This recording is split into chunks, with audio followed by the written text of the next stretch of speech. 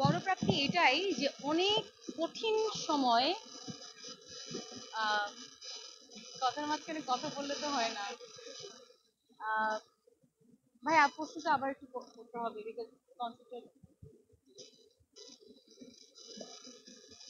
আমার সবচেয়ে বড় প্রাপ্তি এই তো জিজ্ঞেস করেছেন, আমি এখনো এবার ওভাবে আমি চিন্তা করিনি, বাট এখনই যেটা মাথায় আসলো যে সবচেয়ে বড় প্রাপ্তি হচ্ছে নিজের সবচেয়ে কঠিন সময়টাকেও নিজের সবচেয়ে স্ট্রংগেস্ট টাইম মনে করে সেটাকে হিল করা, সেটাকে রিকভার করা, যেটা আসলে প্রতিটা মানুষের ক্ষেত্রে খুব একটা সহজ হয় না। বাট সামহাও আলহামদুলিল্লাহ আমি ব্লেসড, আল্লাহ আছেন আমার সাথে, যে আমার সবচেয়ে কঠিন সময়টাকেও আমি খুব সুন্দর করে পার করতে পেরেছি। এটাই আমার কাছে বড় প্রাপ্তি। Okay.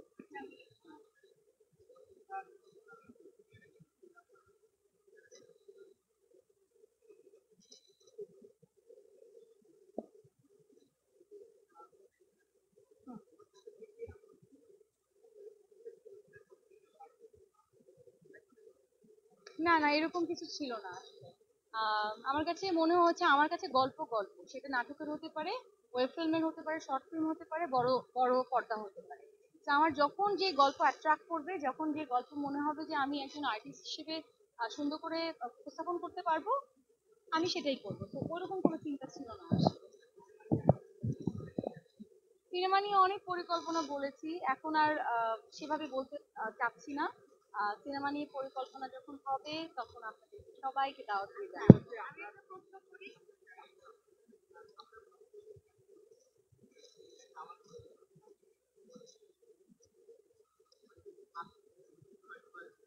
মানে দাওয়াত দিয়ে এনে তারপরে আপনাদেরকে জানাবো। Thank you so much, thank you.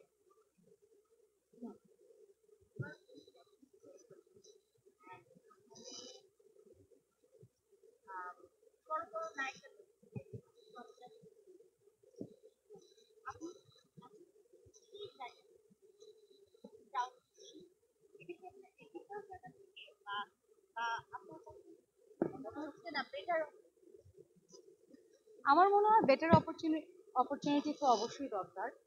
আর আমার একটা ব্যাপার আছে অ্যাজ অ্যান আর্টিস্ট, যে তারপরে আমার সামনে 10টা কাজ রেখে দিয়েছে, 10টা কাজের মধ্যে যদি আমি দেখি 2টা কাজ আমি ডিজার্ভ করি, আমি সেই 2টাই করি। সেটা পুরোপুরি আমার ডিসিশনে। এবং এটা অনেক ক্ষেত্রেই হতে পারে, হয়তো আমার আমার মনে হয় আমি আরো অনেক ভালো ভালো কাজ ডিজার্ভ করি। আপনাকে যেটা একটা কথা বললাম না, যে আপস এন্ড ডাউন সব জায়গায় থাকে। আপনি কোন পেপারে আছেন? বাংলা টিভিতে আসেন, আপনার বাংলা টিভিতেও কিন্তু সবার ধরেন একজনের পজিশন ডেভেলপ হচ্ছে, একজনের একটু হ্যাঁ। তো ওই জায়গা থেকে কিন্তু আপনারও কিন্তু এটা হতে পারে, আপ এন্ড ডাউন হতে পারে। ধরেন আজকে আপনি একটা পজিশনে আছেন, তারপরে হয়তো আপনি নেক্সট ধাপে যাবেন না গিয়ে আপনি হয়তো পিছনের ধাপে চলে গেলেন। হ্যাঁ, তো এটা হতেই পারে, ইটস লাক। এন্ড ওই জায়গা থেকে আমার মনে হয় যে ওটা মাথায় রাখা উচিত না। আমি হয়তো অনেক ভালো ডিজার্ভ করি, আমি হয়তো অনেক ভালো রিজার্ভ করি, এন্ড হয়তো আমি অনেক ব্লেসড যে আমি অনেক ভালো কাজও করছি, যে কাজ হয়তো অনেক অনেক মেয়ের স্বপ্ন সেটা আমি করছি। তো ওই জায়গা থেকে আমার কাছে মনে হয় আমি ওইটাকে ধরে রাখি না, আমি ধরে রাখি আমার এই কাজের পর আমি কোন কাজটা ভালো করব। যদি আল্লাহ আমার কাছে লিখে রাখেন আরো অনেক ভালো কাজ, সেটা আমার কাছে এমনিতেই আসবে।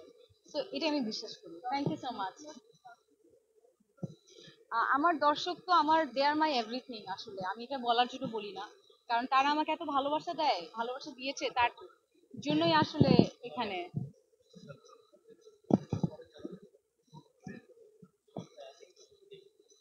সবাইকে নতুন বছরে অনেক অনেক শুভেচ্ছা।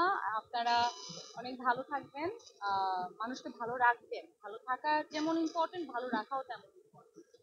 তো আমার জন্য দোয়া করবেন, আমার পাশে থাকবেন যেভাবে এত বছর ছিল। Thank you so much.